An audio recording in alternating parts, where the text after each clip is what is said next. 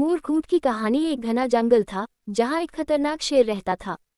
कौवा, सियार और चीता उसके सेवक के रूप में हमेशा उसके साथ रहते थे। शेर रोज शिकार करके भोजन करता और ये तीनों उस बचे हुए शिकार से अपना पेट भरते थे।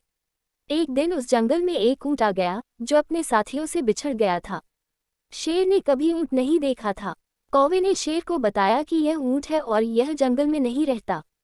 शायद पास के गांव से यह यहाँ आ गया होगा। आप इसका शिकार करके अपना पेट भर सकते हो। चीता और सियार को भी कौवे की बात अच्छी लगी। तीनों की बात सुनकर शेर ने कहा कि नहीं, यह हमारा मेहमान है, मैं इसका शिकार नहीं करूंगा। शेर ऊंट के पास गया और ऊंट ने उसे सारी बात बताई कि वो किस प्रकार अपने साथियों से बिछड़कर जंगल में पहुंचा। शेर को उस कमजोर ऊंट पर दया आई और उससे कहा कि आप हमारे मेहमान हैं, आप इस जंगल में ही रहेंगे। कौवा, चीता और सियार इस बात को सुनकर मन ही मन ऊंट को कोसने लगे। ऊंट ने शेर की बात मान ली और जंगल में ही रहने लगा। जल्दी ही जंगल की घास और हरी पत्तियां खाकर वह तंदुरुस्त आ गया। इस बीच एक दिन शेर की जंगली हाथी से लड़ाई हो गई और शेर बुरी तरह से घायल हो गया। वह कई दिन तक शिकार पर नहीं जा सका। शिकार न करने पर शेर और उस पर निर्भर कौवा, चीता व सियार कमजोर होने लगे। जब कई दिनों तक उन्हें कुछ भी खाने को नहीं मिला तो सियार ने शेर से कहा कि महाराज, आप बहुत कमजोर हो गए हैं और अगर आपने शिकार नहीं किया तो हालत और ज्यादा खराब हो सकती है। इस पर शेर ने कहा कि मैं इतना कमजोर हो गया हूं कि अब कहीं भी जाकर शिकार नहीं कर सकता।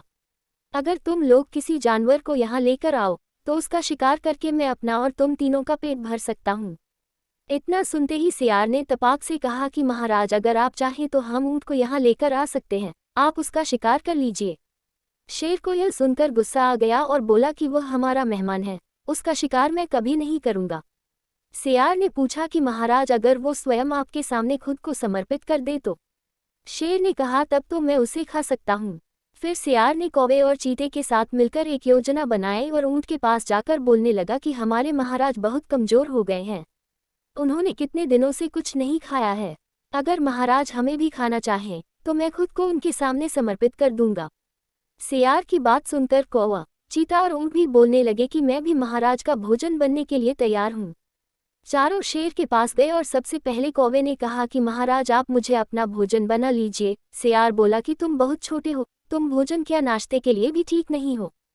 फिर चीता बोला कि महाराज, आप मुझे खा जाए। तब सियार ने कहा कि अगर तुम मर जाओगे तो शेर का सेनापति कौन होगा। फिर सियार ने खुद को समर्पित कर दिया। तब कौवा और चीता बोले कि तुम्हारे बाद महाराज का सलाहकार कौन बनेगा। जब तीनों को शेर ने नहीं खाया तब ऊंट ने भी सोचा कि महाराज मुझे भी नहीं खाएंगे क्योंकि मैं तो उनका मेहमान हूँ। यह सोचकर वह भी बोलने लगा कि महाराज, आप मुझे अपना भोजन बना लो। इतना सुनते ही शेर, चीता और सियार उस पर झपट पड़े। इससे पहले कि ऊंट कुछ समझ पाता, उसके प्राण शरीर से निकल चुके थे और चारों उसे अपना भोजन बना चुके थे। कहानी से सीख। इस कहानी से हमें यह सीख मिलती है कि हमें बिना सोचे किसी की बातों में नहीं आना चाहिए। साथ ही चालाक व धूर्त लोगों की मीठी मीठी बातों पर कभी भरोसा नहीं करना चाहिए।